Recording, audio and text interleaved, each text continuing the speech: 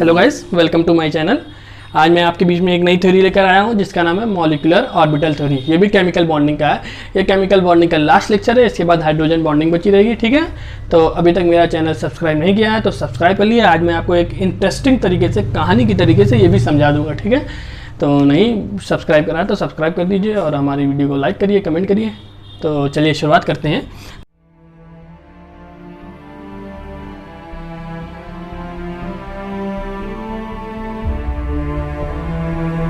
देखिए, molecular orbital theory क्या बताती है। देखिए, इससे पहले जो हमारी वैलेंस बॉन्ड थ्योरी थी उसमें हम एटॉमिक ऑर्बिटल की बात करते थे। ठीक है, बट यहाँ पर हमारी मॉलिक्यूलर ऑर्बिटल थ्योरी, तो देखिए नाम ही में लग रहा है मॉलिक्यूलर। तो ठीक है, देखिए इसको एक कहानी से समझिए। देखिए, जैसे आप दो दोस्त हैं, लखनऊ से चल के आप दिल्ली जा रहे हैं। ठीक है, दिल्ली पहुँच गए। ठीक है, अभी तक आप कहाँ थे? लखनऊ में, बट आप कहाँ पहुँच गए? दिल्ली, दोनों दोस्त।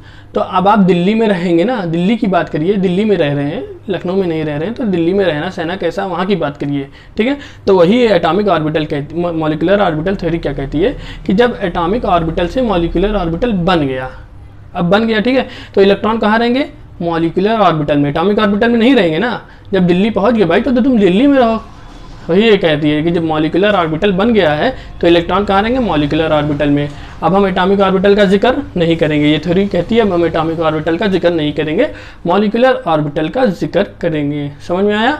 ठीक है, तो वही दो दोस्त वाले एग्जाम्पल से समझिएगा कि वो पहुँच गए दिल्ली, तो वहाँ दिल्ली में रहने कैसे रहा जाता है वो वहाँ का सोचेंगे, लखनऊ का नहीं सोचेंगे। ठीक है, तो देखिए अब यहाँ पर देखिए क्या है, एटॉमिक ऑर्बिटल, एटॉमिक ऑर्बिटल। ठीक है, मिलके हमारा क्या बन गया? Molecular orbital. समझ में आया? अब देखिए कैसे बन गया? Molecular orbital is form by the combination of atomic orbital. ठीक है, बाय, देखिए वही कह रहा है कि एटॉमिक ऑर्बिटल के कॉम्बिनेशन से मॉलिक्यूलर ऑर्बिटल मिलता है। अब जो ये मॉलिक्यूलर ऑर्बिटल मिल रहा है, बन रहा है, तो इसकी इन दोनों की देखिए, जो अब देखिए बॉन्डिंग किसके बीच में बनती है? जो दो, मान लीजिए एग्जाम्पल दोस्ती से समझिए। वो दो दोस्त थे जो, अब उन लोग के बीच में बॉन्डिंग थी, तो उन लोग का नेचर मिलता था, उन लोग की दोस्ती अच्छी थी, बॉन्डिंग अच्छी थी, इसीलिए वो लोग दोस्त थे आपस में। ठीक है, तो वही है, देखिए क्या कह रहा है, bye combination of atomic orbital, atomic orbital must be similar energy, energy same होना चाहिए। ठीक है, प्रॉपर सिमेट्रिकल होना चाहिए। ठीक है, समझ में आया इतना? अब देखिए नेक्स्ट देखिए क्या है हमारा। देखिए एटॉमिक ऑर्बिटल एक ए है, एक बी है, तो दोनों मिलकर हमारा क्या बना रहे हैं? Molecular orbital. ए और बी अलग अलग दो दोस्त थे ना, तो देखिए अब यहाँ पर हमको क्या मिला, जब ये ओवरलैप कर गए तो देखिए यहाँ पर एक इलेक्ट्रॉन यहाँ पर, तो ये हमारा जो इतने पार्ट है इसमें मैक्सिमम इलेक्ट्रॉन डेंसिटी रहेगी ना। यहीं पर तो इलेक्ट्रॉन है, अलग अलग इलेक्ट्रॉन नहीं है ना, तो मैक्सिमम इलेक्ट्रॉन डेंसिटी यहीं पर रहेगी। तो उसको क्या बोलेंगे? Bonding molecular orbital. बट अब एक मसला आ गया, अब भाई यहाँ पर एक ही ऑर्बिटल मिला, बॉन्डिंग मॉलिक्यूलर ऑर्बिटल। यहाँ पर एटॉमिक ऑर्बिटल दो थे ना, atomic orbital of A, atomic orbital of B, मिलके क्या बना? Bonding molecular orbital. तो अब क्वांटम क्या कहती है? क्वांटम मैकेनिज्म ये कहती है जितने number of set atomic orbital हमारा रिएक्शंस के पहले रहेंगे, उतने ही नंबर ऑफ सेट, उतने ही सेट मॉलिक्यूल्स हमारे बाद में रहेंगे। हमको उतने ही कॉम्बिनेशन के बाद मिलना चाहिए।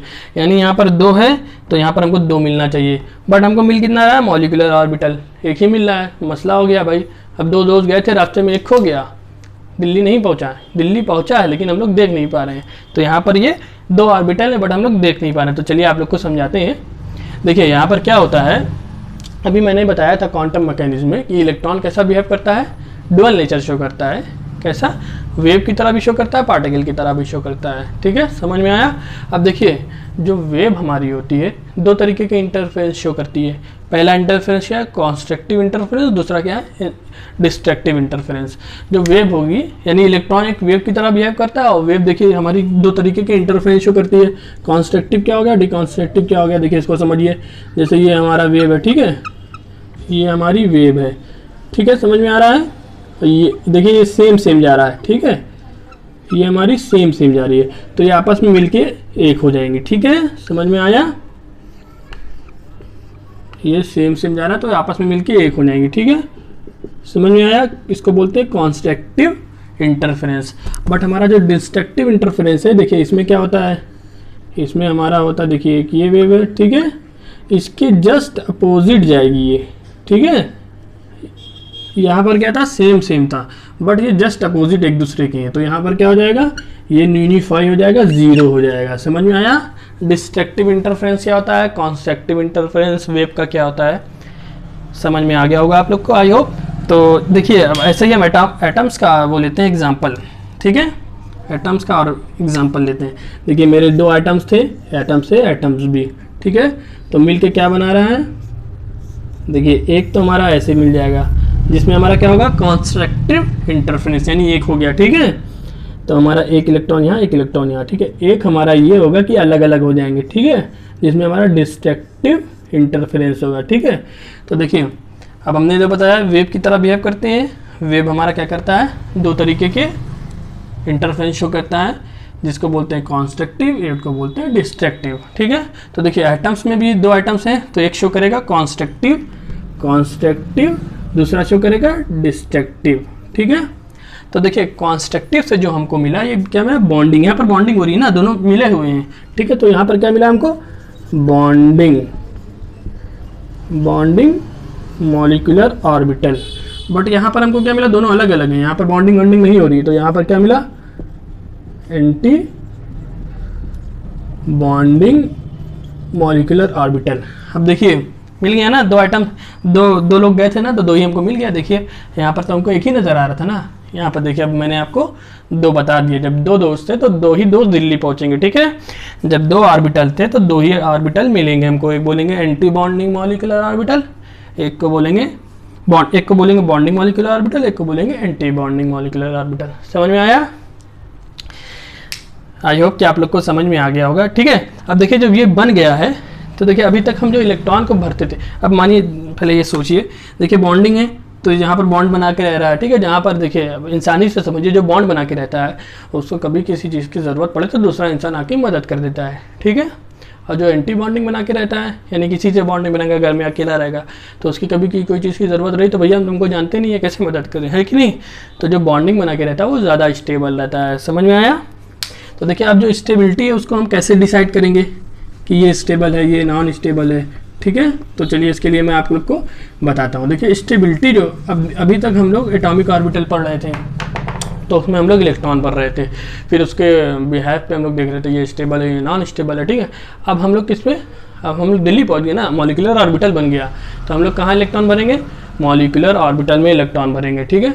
तो उसमें इलेक्ट्रॉन भरेंगे, उसमें इलेक्ट्रॉन भरने के लिए हमको क्या 3 प्रिंसिपल है, ठीक है, पॉली प्रिंसिपल, हुंड प्रिंसिपल और अहबाउ प्रिंसिपल, ठीक है। 3 प्रिंसिपल है, उसके बेस पे हम लोग इलेक्ट्रॉन मॉलिक्यूलर ऑर्बिटल में भरेंगे। समझ में आया? फिर उसकी स्टेबिलिटी देखेंगे, ठीक है। आई होप कि आप लोग को समझ में आ गया होगा। अब देखिए अब ये चीज़ होने के बाद अब हमको रिप्रेजेंट करना है किसमें, मैथमेटिकल रिप्रेजेंटेशन, ठीक है, मैथमेटिकल रिप्रेजेंटेशन करना, ठीक है, mathematical representation of atomic orbital,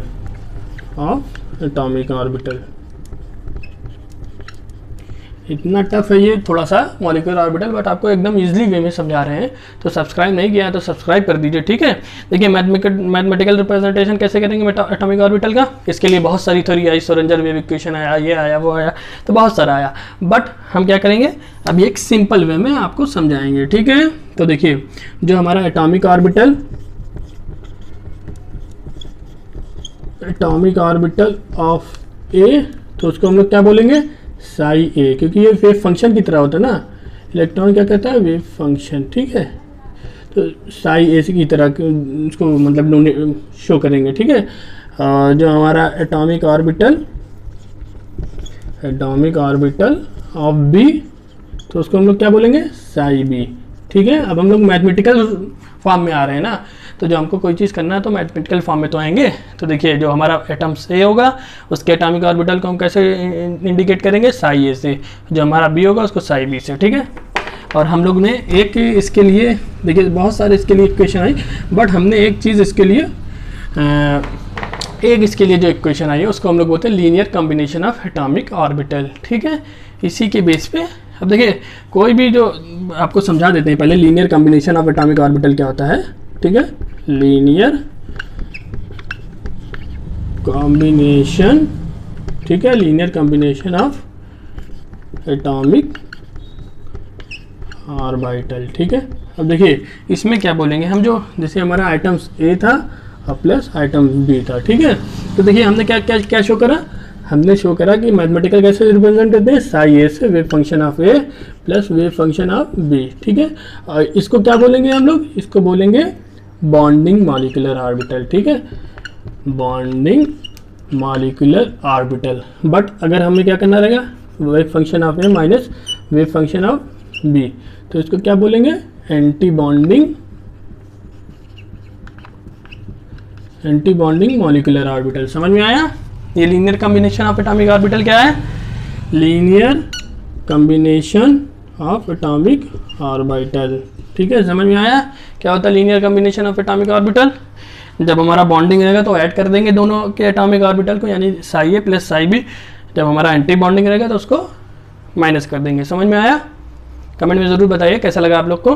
देखिए अब इतना हम लोग ने पढ़ लिया। अब इसकी कंडीशन, जैसे कोई हम लोग एग्ज़ाम देते हैं, ठीक है, तो बोलता है ये एलिजिबल होना चाहिए, ये एलिजिबल होना चाहिए, ऐसा होना चाहिए। जब जॉब करते हैं तो उसमें भी क्राइटेरिया मांगता है, ठीक है। तो ऐसे जब हमारा मॉलिक्यूलर ऑर्बिटल बन रहा है तो उसके लिए भी हमारी कुछ कंडीशन है, ठीक है। Linear combination of atomic orbital के लिए 3 कंडीशन है। पहली कंडीशन क्या है, सिमिलर एनर्जी होना चाहिए, यानी एनर्जी बराबर की होंगी तभी तो दोनों बॉन्ड बनाएंगे, ठीक है। कोई इतना मतलब 1s ऑर्बिटल 2s ऑर्बिटल नहीं बना सकते ना, 1s प्लस 1s, ठीक है। दूसरी कंडीशन क्या है, दूसरी कंडीशन ये है कि मॉलिक्यूल्स जो एटॉमिक ऑर्बिटल है सिमेट्रिकल होने चाहिए, तभी हमारा मॉलिक्यूलर ऑर्बिटल बन पाएगा, ठीक है। 2 कंडीशन हो गया। तीसरी कंडीशन क्या है, तीसरी कंडीशन ये है, देखिए जो हमारा ओवरलैपिंग होती है एटॉमिक ऑर्बिटल में, वो जो extent of overlapping should be maximum, यानी बहुत ज़्यादा अच्छी ओवरलैपिंग होना चाहिए, ठीक है। तो हमारा मॉलिक्यूलर ऑर्बिटल बनेगा। तो हमारी 3 कंडीशन हो गया, ठीक है। समझ में आया। तो चलिए अब हम लोग पढ़ते हैं क्या, अब हम लोग पढ़ते हैं टाइप ऑफ मॉलिक्यूलर ऑर्बिटल, ठीक है। हम लोग क्या पढ़ते हैं अब, टाइप ऑफ मॉलिक्यूलर ऑर्बिटल, ठीक है। जैसे कि मैंने इससे पहले थ्योरी में बताया था, वैलेंस बॉन्ड थ्योरी में, कि मॉलिक्यूलर ऑर्बिटल के बारे में, सिग्मा बॉन्ड, पाई बॉन्ड, ठीक है। नहीं देखा है तो वहाँ पर जाकर देखिए। बट हम मॉलिक्यूल्स की बात करेंगे, वहाँ पर हम एटम्स की बात कर रहे थे, ठीक है। तो देखिए एक हमारा था सिग्मा, ठीक है, एक होता है हमारा पाई। तो देखिए सिग्मा यानी सिमेट्रिकल जहाँ पर होगा, ठीक है। देखिए अब यहाँ पर 1s ऑर्बिटल है, ठीक है। तो यहाँ पर क्या है, एक कॉन्स्ट्रक्टिव है, ठीक है, एक क्या है हमारा डिस्ट्रक्टिव है, कॉन्स्ट्रक्टिव इंटरफेरेंस, डिस्ट्रक्टिव इंटरफेरेंस। तो देखिए यहाँ पर हमारा क्या हो रहा है, सिमेट्रिकल है ना। देखिए 1s प्लस 1s मिलके हमको क्या मिल रहा है, एक हमारा 1s बॉन्डिंग मॉलिक्यूलर ऑर्बिटल, और यहाँ पर जहाँ पर एंटी बॉन्डिंग मॉलिक्यूलर होगा वहाँ पर हमारा स्टार लग जाएगा।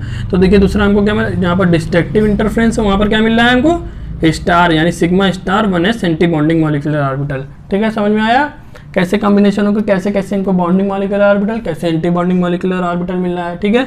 तो 1s के केस में, 1s के केस में यानी जहाँ पर सिमेट्रिकल एनर्जी है, ठीक है, सिमेट्रिकल हो यानी एनर्जी लगभग सेम हो, सिमेट्रिकल भी हो एनर्जी भी सेम हो। देखिए ये सिमेट्रिकल तो ही है, स्पेरिकल प्लस स्पेरिकल, ठीक है।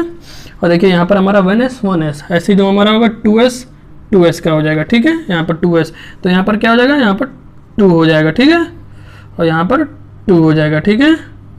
यानी ये जब कॉन्स्ट्रक्टिव इंटरफेरेंस होगा तो sigma 2s bonding molecular orbital, जब डिस्ट्रक्टिव होगा तो sigma 2s anti bonding molecular orbital. अभी जो एनर्जी लेवल डायग्राम बनाते हैं हम लोग, आपने कभी बुक में देखा भी होगा, तो देख लिए कैसे बन रहा है आज, मतलब ये कैसे बनता है आप लोग को आज समझ में आ गया होगा।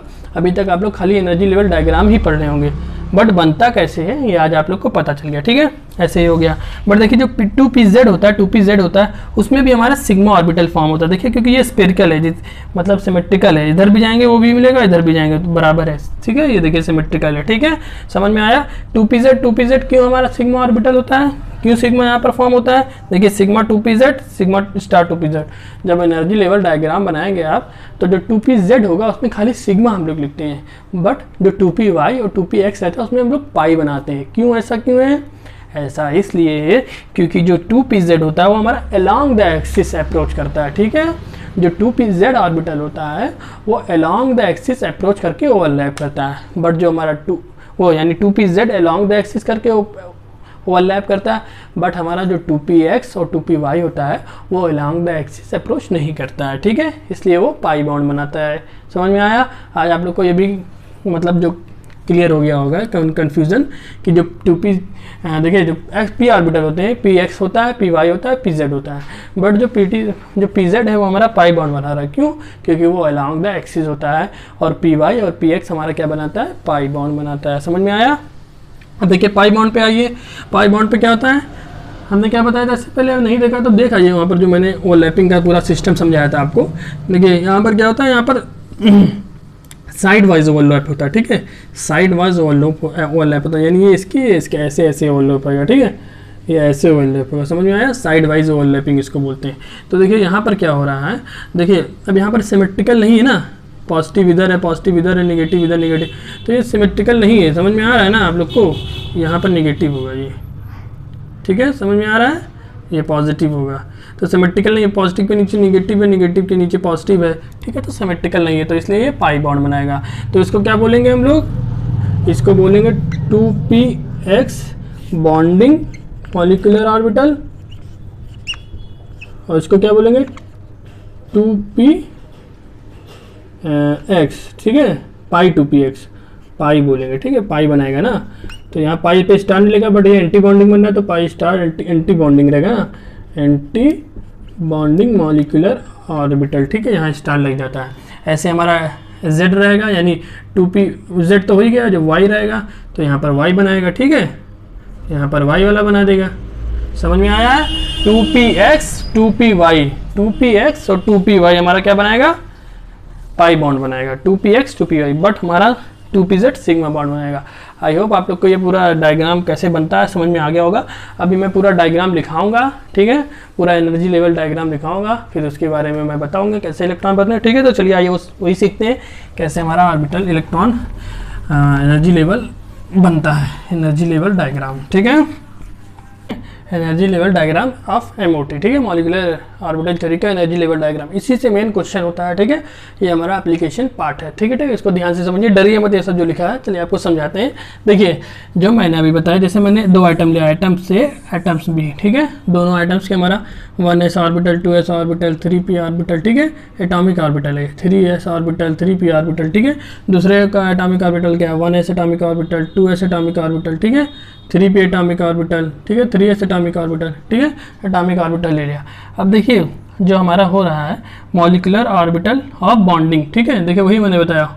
अब इसको क्या बोलेंगे, सिग्मा बनाएगा ना, 1s, ये भी सिग्मा बनाएगा, ठीक है, 2s वाला। अब देखिए जो p होता है वो 3 होता है ना, x y z 3 होता है ना, तो 2px 2py 2pz, ठीक है, ये हो गया हमारा। यहाँ पर हमारा क्या होगा, सिग्मा होगा, पाई नहीं होगा, देखिए गलती पकड़ लिया गया, ठीक है, क्योंकि हमने अभी क्या बताया था, जो z ऑर्बिटल होता है वो हमारा सिग्मा बॉन्ड बनाता है, ठीक है।